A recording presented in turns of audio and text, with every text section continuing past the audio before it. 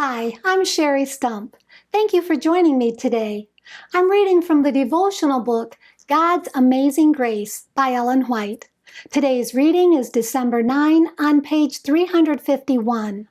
The title of today's devotion is Preparing to Live with Angels.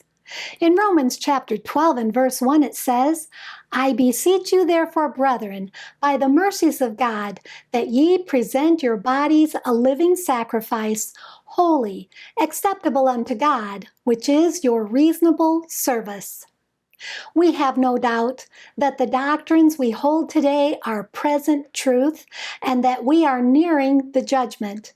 We are preparing to meet Him who, escorted by a retinue of holy angels, is to appear in the clouds of heaven to give the faithful and the just the finishing touch of immortality. We embrace the truth of God with our different faculties, and as we come under the influence of that truth, it will accomplish the work for us which is necessary to give us a moral fitness for the kingdom of glory and for the society of the heavenly angels. We are now in God's workshop.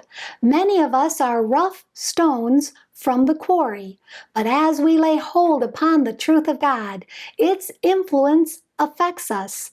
It elevates us and removes from us every imperfection and sin of whatever nature. Thus, we are prepared to see the King in his beauty and finally to unite with the pure and heavenly angels in the kingdom of glory. It is here that this work is to be accomplished for us, here that our bodies and spirits are to be fitted for immortality. We are in a world that is opposed to righteousness and purity of character and to a growth in grace. Wherever we look, we see corruption and defilement, deformity and sin. And what is the work that we are to undertake here just previous to receiving immortality? It is to preserve our bodies holy, our spirits pure, that we may stand forth unstained amid the corruptions teeming around us in these last days. The light shines clearly, and none need be ignorant, for the great God Himself is man's instructor. He designs that the great subject of health reform shall be agitated and the public mind deeply stirred to investigate. For it is impossible for men and women with all their sinful, healthful, destroying, brain-enervating habits to discern sacred truth, through which they are to be sanctified, refined, elevated, and made fit for the society of heavenly angels in the kingdom of glory.